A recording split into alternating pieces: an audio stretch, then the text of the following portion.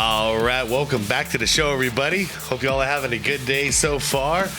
So I had a member's request to check out this video here by SxADk. Good old SxADk. It's been a little while, so I'm excited about this, but maybe I'm not. The title of the video is Ant-Man's all-time starting five is trash. Who's the real squad? I don't even know the context on this one yet, so no long intro. I'm curious to see what this is. I'm interested to see Ant-Man's top five, starting five. I never took something like this too seriously, so I'm curious where the direction of this video is gonna go. But if Skap is making a video out of this, it must be like absolutely a terrible list, but we'll see what it is. I'll react to it as it happens. So anyways, y'all know who SxADk is, but just in case you don't, link is down below in the description to the original video from Skap. And I say let's get right into it, guys. Like the video if you could, hit that hype button if you could, I'd appreciate it. And shout out to members, appreciate you guys. And yeah, this one is from the member section, so thank you for the fun suggestions. And I think we're ready to go. Let's do it. Well, Anthony Edwards sat down and conducted an interview, and within that interview, he dropped his all-time NBA starting five. Okay. And look, Anthony Edwards is no stranger to saying and doing ridiculous things, but this is one of the silliest things the Ant-Man has ever uttered, because this was one of the most clownish all-time starting fives I have ever seen. All right, it must be bad. I'm going to go in with the context that he is in his 20s, all right? Still a young man. So I expect to see a lot of modern players on his list. Going in, that's what my expectation is. Just let Anthony Edwards tell you all about it. All the players of all time. I'm going Steph Curry at the 1. Anthony Edwards at the 2. I'm going Mike Jordan at the 3. Oh, you didn't move it. Jordan. Yeah, Mike Jordan got to go to the 3. I often put Jordan at the 3 depending on the lineup. Sometimes I put Kobe at the 2 and Jordan at the 3. I got to go to the 2. At my 4, I got to put KD my favorite, but I got to put KD at the 4. I'm going to have to go with probably the Dream at the 5. Or Shaq. Yeah, I'm going to go with Shaq. Yeah, I'm going to go with Shaq. Okay, KD, Shaq, MJ, Ant-Man, Steph. Steph at the point, Ant-Man on the wing, MJ in the post, KD, I guess on the other wing, which is interesting, and then Shaq on the other end, on the other side of the block. It's not a terrible team. The only thing I don't like about it is him putting himself in there. And for starters, Edwards actually stumbles into almost two guys that are on my all-time starting five, which would have been honestly humiliating for me to have two of my all-time five aligned with this guy and this clownish take of his. But he did swap Hakeem out, who Hakeem is on my starting five. More on my starting five in a moment. It's funny, on my starting fives, it's usually one or the other as well. Depending on the lineup, I'll either have Hakeem or MJ. I'm sorry, Hakeem or Shaq on there. And then I'll either have Magic or Steph at the 1. And depending, yeah, it gets complicated. I don't have an official starting five. I've got like 3 of them I like to roll with. But he swapped Hakeem out for Shaquille O'Neal there. So just to recap that, Steph Curry as his 1, himself, Anthony Edwards at 2. He moves Michael Jordan to the 3. He has Kevin Durant in at the 4, and then Shaquille O'Neal at the 5. Yeah, the only guys we have in common is the center and Jordan, because Jordan's always in my lineup. And then, yeah, either Shaq or Hakeem. Honestly, that's 2 more than I expected to have in common with Ant-Man, though. We got like 20 years of age separating us. Now, look, there is a lot of debate on all-time starting five. Is it your best 5 players? Is it the 5 that have the best fit or are most feasible together? I guess, look, it is all hypothetical, so it is all within the eye of the beholder. The reason I have three different, hold on, that's a bad pause. The reason I have like three different lineups is because I go by the philosophy of I want the best lineup that will beat anybody. Bring anybody on, we're gonna win. So it's not the top 5 players of all time, like, or the best per position. That's not how I play it. I'm trying to build a team here. So, for instance, when I do the if I have Kobe and Jordan in my lineup, then I'm gonna have Magic beat a point guard because we got the perimeter assault coming from Kobe, we got the post assault coming from MJ. And then we got Magic distributing the ball. You know what I mean? But if I don't have Magic and I have Steph, then I take Kobe out of that lineup and I put Jordan in at the 2 because we already got the perimeter covered at that point. So I see it as a strategy, like what would the lineup be that I'm putting out to win the game? Yes, but for me personally, I like to have my starting 5 at least closely mirror my top 10, maybe not my top 5 because of positional situations and fit issues, but at least I want to draw guys out of my top 10 all time to put on my personal starting 5 all time. Anthony Edwards is really going off the cuff here. Steph Curry, whatever, I don't think he's an all-time top 10 player. Many would disagree. It depends on the lineup you put him with, though. If he is the one perimeter player, and you have, you know, like I said, you got a Jordan, you got a Shaq, you got a Magic distributing the ball. So while he's coming off of these screens, you got Magic to feed him. And if that shot's not there, you got like a Shaq down in the paint, or you got a Jordan in the post to do a fadeaway. Life is good as a point guard there. No, it's just weird. I disagree with Skap. He is on one of my 3 starting lineups, all-time starting lineups. Steph is a good fit with a team that doesn't have a strong perimeter presence. So, in other words, pair Steph up with 4 guys from the 80s and the 90s. We're in for something special. I guess Curry is a top 3 point guard if we are classifying him as such. Now I'm going to use him as a shooting guard, really. I mean, even if we could put him and Magic in the same lineup. At that point, you can put Jordan at the 3. You know, Jordan at the 3, and then the 4 is always the question. Depending on the lineup, I might put Tim Duncan in there. Oftentimes, I put Tim Duncan in there because he'll just flow in with any other list. It's never Kevin Durant. I'll tell you that. So I guess I won't beat the Ant-Man up too much on his selection of Steph Curry, but Kevin Durant on an all-time starting 5. Yeah, I got a problem with that too. Look, his skill set is insane, I suppose. So I guess you can even twist my arm into understanding what Anthony Edwards is saying with that one, or where Anthony Edwards is going with that one. But Edwards putting himself in the all-time starting 5 is absolutely hilarious and so utterly tone deaf. Now, look, you could say okay, to be fair, Jordan puts himself in the all-time starting 5 as well. Love the confidence and the bravado of Anthony Edwards. Look, and we could criticize Jordan for the same thing, Skap, because he's got James Worthy in there. He's not on anyone's top 10 all-time list. He's going for a squad that's going to win, you know? So he's thinking guys like Scottie Pippen, James Worthy, you know, guys he can rely on. I think he has Magic on his list, you know, stuff like that. Do love alpha players, and Anthony Edwards is one of the most alpha-like players we have in the NBA today. But putting yourself as one of the best 5 players or one on the top 5 all-time NBA starting list is just ridiculous to me. It mirrors a little too closely to what LeBron James has been doing. By the way, notice who he left off the list, which is awesome, hilarious. No Blanco on his list. For the last decade plus, gallivanting around in every interview he conducts, calling himself the GOAT. That one right there made me the greatest player of all time. And speaking of LeBron James and Anthony Edwards, hell, I thought these 2 guys were tight.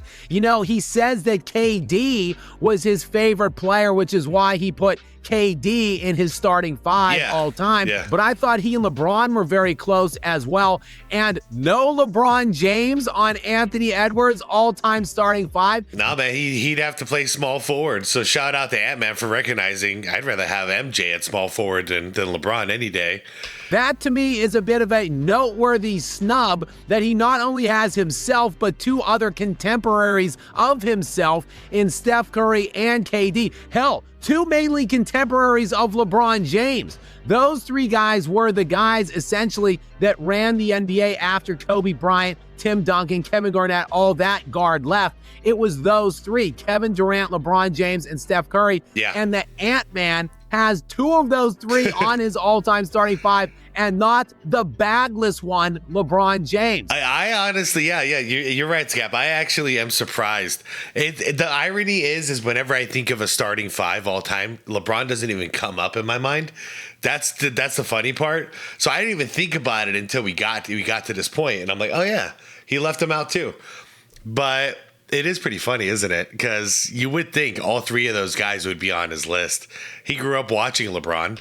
So I guess, look, even players today know. You would think the peers and contemporaries of LeBron would at least respect LeBron. Yeah, how are you supposed to be the greatest of all time if you can't even find yourself on a all-time starting 5 list? That's bad. That's bad.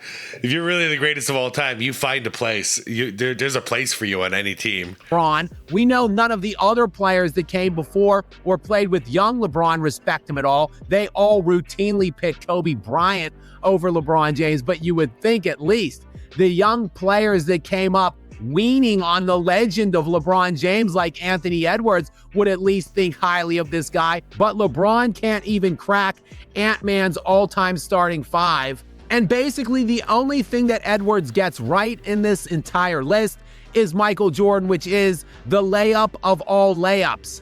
Everybody should have Michael Jordan in their all-time starting 5. It's not hard to name his name. He is the greatest player of all time. What about Shaq, though, Skap? I feel like Shaq is in almost everyone's all-time starting 5. Almost everyone's. Even kids in their early 20s or mid-20s like Anthony Edwards know enough to know that Michael Jordan is at the top of any list, including the all-time starting 5. So he gets one thing right. But he does move Michael Jordan to the 3 because, of course, Anthony Edwards had to slip himself in Michael Jordan's spot at the 2. And again, look, Anthony Edwards, I like confidence, but this is just straight arrogance and egotism to put yourself in the 2 slot above MJ. Just even uttering your name on this list is absurd. Okay, I know he probably didn't put as much thought, Ant-Man that is. I'm sure he didn't put as much thought into it as I am. But guys, MJ at a small forward, it works because he likes to post up. And then there, you got it. Now, he was able to play the 2 guard and still post up like a maniac because of the triangle. So it would have him rotate into the post and then rotate out. And he'd have an opportunity to catch the ball and shoot it in that post pretty much every single play. Great offense. However, in normal situations, 2 guard, he'd be a perimeter player. So that's setting him up for more like ISO situations. And that's not what Jordan really did after the 80s. You know, the entire 90s, he wasn't playing that type of ISO ball. So him at small forward actually kind of makes sense. Ant-Man is a perimeter player. He bombs threes and he also drives it to the basket. He's not that great of a post player, like nothing compared to Jordan's level of post, but he can hit that 3 ball like a maniac. So him at the 2 and Jordan at the 3 in the modern era would make some sense. It really would. Anthony Edwards is smack dab in the midst of his 6th NBA season right now, a career year, a hell of a season for him, but still not a slam dunk first team All-NBA selection this year. In fact, I would make the case that he probably isn't first team All-NBA. I think there are 4 definitive locks. That would, of course, be Shai Gilgeous-Alexander, Nikola Jokic, Victor Wembanyama, and Cade Cunningham. Those 4 absolute and decisive locks. Look, I would make the case next for Jaylen Brown to get a look here. The Boston Celtics have the number 2 spot in the Eastern Conference right now. They've been without Jason Tatum all season long. He just returned. Yeah, Jason Tatum, he's looking good and healthy so far, so that's cool, man. But yeah, Mr. Brown here, Jesus. He showed us why he was Finals MVP. Like, he is that guy. They got 2 of that guy on this team. Watch out for the Celtics this year, man. They might come out and just shock everybody. Just played in his first game, yet the Celtics with the 2 seed out in the Eastern Conference behind Jaylen Brown. And look, his and Anthony Edwards' statistics, their raw box scores, are quite similar looking. Both of them scoring around 29 points per game. Edwards at 29.5, Brown at 28.8.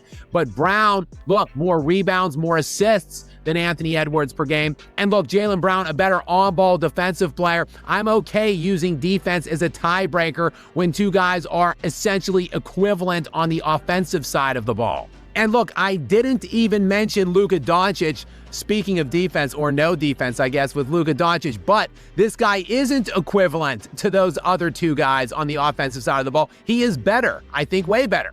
Luka Doncic is leading the NBA in scoring right now. He has been basically wire to wire. He has led the league in scoring all year long. It isn't close. He's going to lead the league in scoring, and he is 3rd league-wide in assists right now. So Luka Doncic is going to get serious consideration for first-team All-NBA this season. And look, ultimately, I'm okay with any one of those 3 guys, Anthony Edwards, Jaylen Brown, or Luka Doncic. But what I'm saying is Anthony Edwards is not a slam dunk first team selection this year by any stretch of the imagination. And if he doesn't make first team this year, he will have never made first team All-NBA. Not once, not ever, not in his 6-year NBA career. And my point here is Anthony Edwards, perhaps make one single first team selection before you start putting yourself in the top spot of the all-time NBA starting 5. Just a hilarious take by the Ant-Man. But again, like I said, he is no stranger to outrageous takes and doing outrageous things. Now, my all-time starting 5, I'm glad you guys asked. I'm going with Kobe Bryant at the 1. I'm moving him from the 2 down to the 1. Yes, Anthony Edwards can move Michael Jordan from the 2 to the 3. I can move Kobe from the 2 to the 1. And just to drive my point home on this, Kobe Bryant became a starter in 1998. That was his first year starting at the age of 20, and he started 15 years from that season till 2013-2014, the year following his Achilles rupture in 2012. And in those 15 seasons, Kobe Bryant led his team in assists 11 of the 15 years. The only 4 seasons he didn't, Derek Harper led it in 1998, Kobe's first year as a starter. Then in the 2003-2004 season, Gary Payton led the Lakers in assists, 5.5 per game to Kobe's 5.1. In 2005-2006, the year Kobe Bryant averaged 35.5 points per game. He averaged only 4.5 assists that season to go along with that 35 spot. Lamar Odom with 5.5 assists per game led the Lakers that year. And then finally in 2012-2013, Steve Nash with 6.7 assists per game led the Lakers over Kobe, who averaged 6.0 per game that season. Those are the only 4 seasons Kobe did not lead his team in assists throughout the 15 healthy years as a starter that he had in the NBA. So yes, I am moving Kobe Bryant to the 1. I then have Michael Jordan, GOAT Mike, in his rightful spot designated as the 2. I'm then sliding Larry Bird in as my small forward. I got Tim Duncan, who is, look, there's some controversy swirling around his positional designation. Some people think he should be designated as center. I think of him more as a power forward. I do too. Yeah, I would put him at power forward. In my opinion, he might be the greatest power forward of all time. Probably is. Center is just a different thing. The fact that he was willing to guard centers, that's the gravy, in my opinion. We don't see Kevin Durant guarding centers, and he's taller than Tim Duncan is. So Tim Duncan was a good sport for doing that. Yeah, his rightful place, in my opinion, is power forward for sure. We got guys like Shaq and Wemby or whatever, those are centers. I have him at my 4 spot. And then Akeem Olajuwon, who is the most skilled offensive big I have ever seen outside of Nikola Jokic. But I would also say that Akeem the Dream is also the best defensive 5 I have ever seen. I think my team could beat Skap's team. I think any of my teams could beat Skap's team. Only one reason. He needs a pure distributor. All that offensive scoring talent, no one's distributing the ball. And I know he's thinking Kobe's going to be that guy, but we have way better ball distributors than Kobe Bryant ever was. And obviously, you know how I feel about Kobe. It's not a knock on Kobe, so stop that. Stop the nonsense. It's not a knock on Kobe. Kobe is one of the greatest scorers of all time. He is not one of the greatest ball distributors of all time. I can't give him that.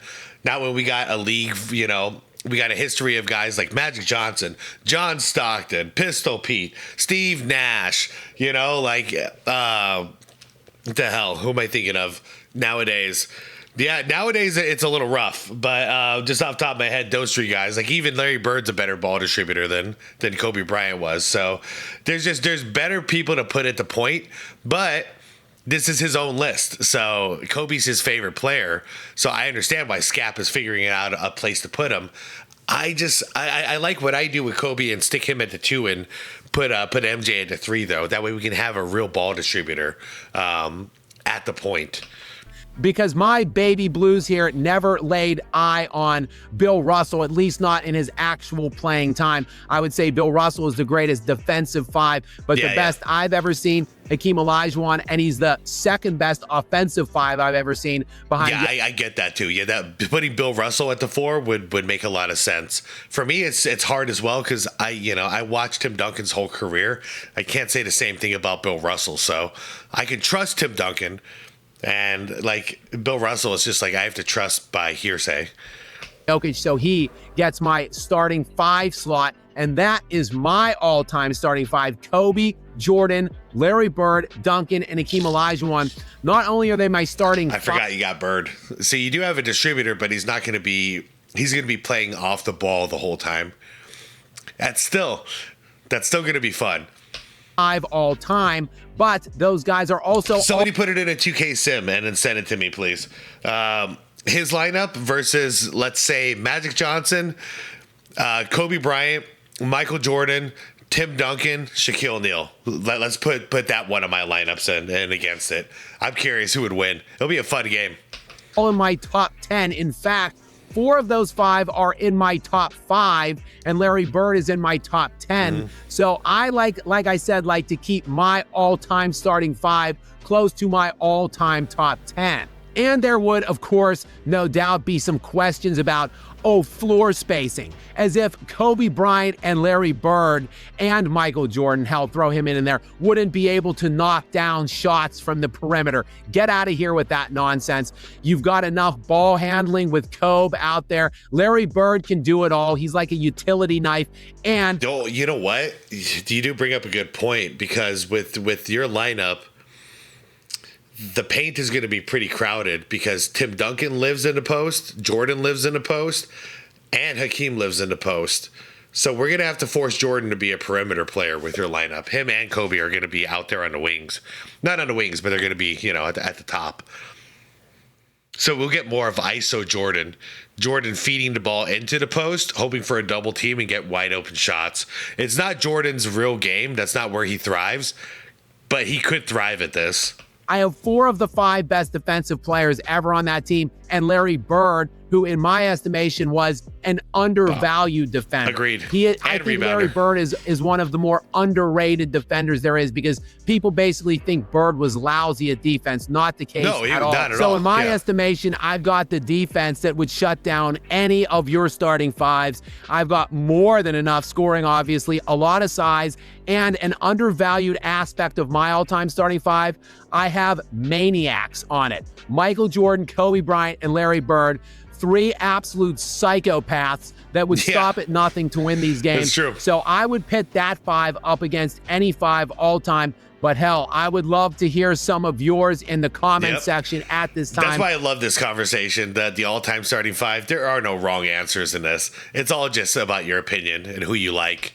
So please drop it, what your all-time starting 5 is in the comments. Of course, like and share this video. And as always, guys, please do make sure you are subscribed with notifications turned on to stay up to date with more from me. Yes, sir. Until next time, guys.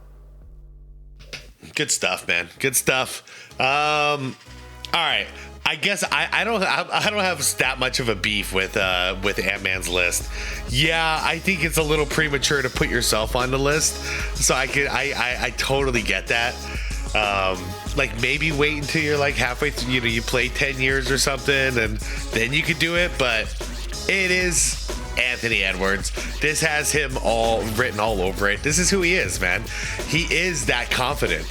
He's the guy who was playing against his hero, KD, annihilated him. Yeah, while he was a Phoenix Sun. It sucked. Sucked for us.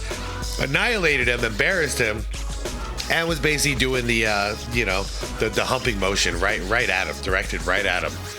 That's his hero. So this is just who Ant-Man is, dude. He don't give a damn. He considers himself up there with the greatest of all time. Do I agree? No. Do I think he has the potential to be? Yeah, I really do. I've been impressed with his game for 3 years now, and I think he's getting better. This year, he's learned how to deal with the double teams. That's something he didn't have to really focus on too much until now, but oddly enough, he was working with Jordan in the offseason, trying to deal with the double teams, and Jordan is proud of his progress. So if I were him, would I put myself on the list? No, I wouldn't. I feel like it would be disrespectful to do it. But I think everybody who is one of the greater basketball players of all time, they'll hear what Ant-Man said and just laugh. He's like, yep, that sounds like Ant. Like no way he's leaving himself off this team. So there's a part of me that respects him for doing it, and there's another part of me that gets a little annoyed, like a gatekeeper. Like, how dare you? But considering who he is, and I know he's not doing it in a malicious way, he's not doing it in a way that's attacking anybody else's legacy, he's just having fun and clowning around. I don't have a problem with this, guys. Obviously, my starting five is gonna look a lot different than him. Once again, we have like 20 years separating us. I've seen 20 years worth of basketball that he's never seen. Of course, we're going to have a difference of opinion, so I'm not even surprised about that. All right, I'm out of here, you guys. I guess it's up to you. You heard at least some of my, at least one of my all-time starting fives. You heard Skap's all-time starting five. You heard Ant-Man's all-time starting five. Guess who's next? Get in the comments, you guys. Let me see what you got. All right, I'm out of here. Like the vid on the way out if you could. Subscribe if you want more content like this. And most importantly, the be water, my friends. Peace out.